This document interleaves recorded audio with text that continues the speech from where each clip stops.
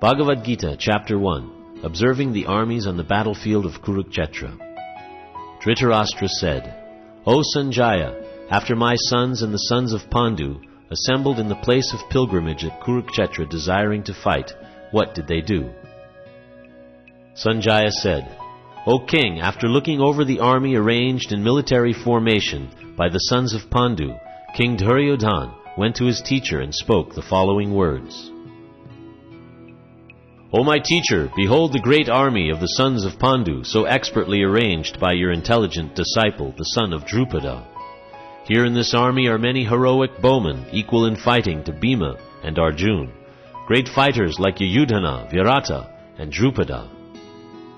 There are also great heroic powerful fighters like Drishtaketu, Chekitana, Kasiraj, Purujit, Kuntibhoj, and Shaibya.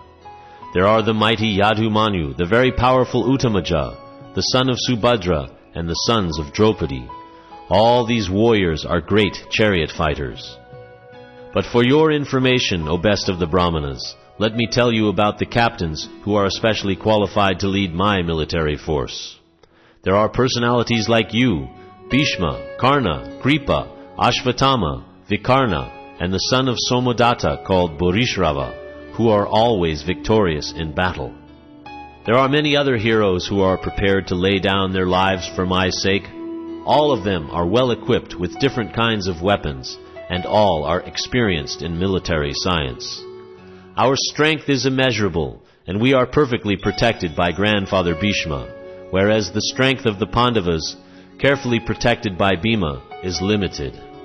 All of you must now give full support to grandfather Bhishma as you stand at your respective strategic points of entrance into the phalanx of the army.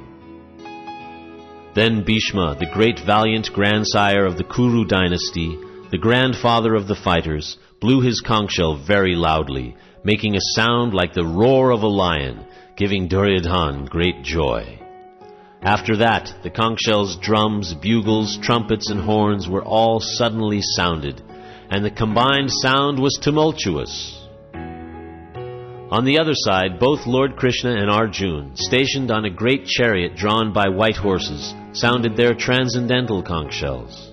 Lord Krishna blew his conch shell, called Panchajanya. Arjuna blew his Devadatta, and Bhima, the voracious eater and performer of Herculean tasks, blew his terrific conch shell, called Pundra. King Yudhisthira, the son of Kunti, blew his conch shell, the Ananta Vijaya, and Nakula and Sahadev blew the Sugosha and Mani Pushpaka. The great archer, the king of Kashi, the great fighter Shikhandi, Drishtadyumna, Virata, the unconquerable Satyaki, Drupada, the sons of Draupadi, and the others, O king, such as the mighty armed son of Subhadra, all blew their respective conch shells. The blowing of these different conch shells became uproarious, vibrating both in the sky and on the earth. It shattered the hearts of the sons of Dhritarashtra.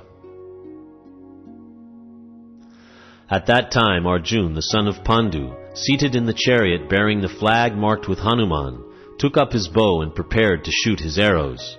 O king, after looking at the sons of Dhritarashtra drawn in military array, Arjuna then spoke to Lord Krishna these words. Arjuna said, O infallible one, please draw my chariot between the two armies so that I may see those present here who desire to fight, and with whom I must contend in this great trial of arms. Let me see those who have come here to fight wishing to please the evil-minded son of Dhritarashtra. Sanjaya said, O descendant of Bharata, having thus been addressed by Arjuna, Lord Krishna drew up the fine chariot in the midst of the armies of both parties. In the presence of Bhishma, Drona, and all the other chieftains of the world, the Lord said, Just behold, Partha, all the Kurus assembled here. There Arjuna could see within the midst of the armies of both parties his fathers, grandfathers, teachers, maternal uncles, brothers, sons, grandsons, friends, and also his fathers-in-law and well-wishers. When the son of Kunti Arjuna saw these different grades of friends and relatives, he became overwhelmed with compassion and spoke thus.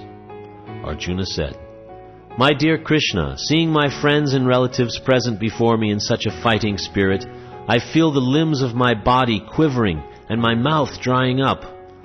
My whole body is trembling, my hair is standing on end, my bow Gandiva is slipping from my hand, and my skin is burning.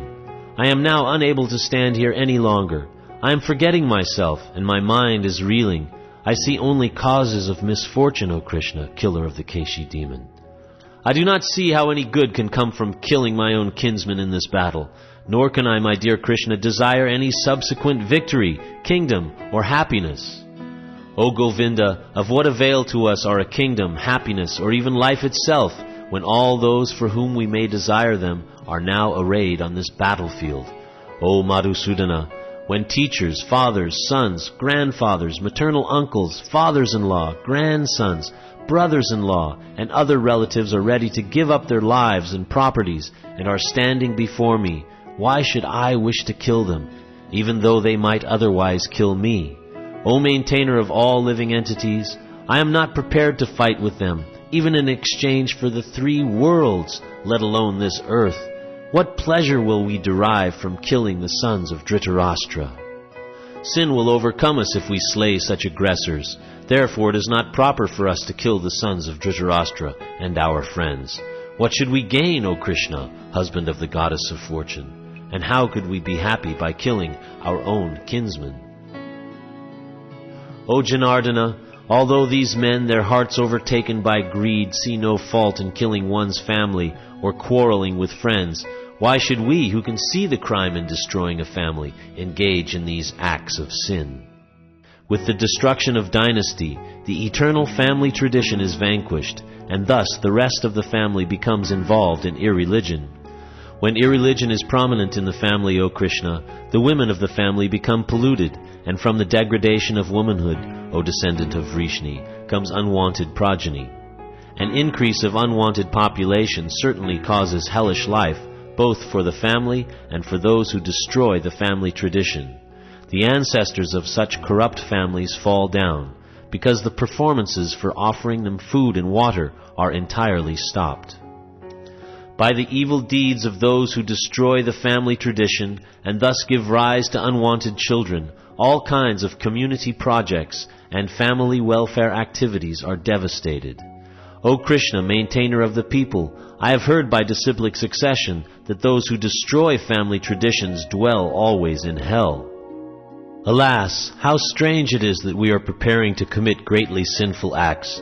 Driven by the desire to enjoy royal happiness, we are intent on killing our own kinsmen. Better for me if the sons of Dhritarashtra, weapons in hand, were to kill me unarmed and unresisting on the battlefield.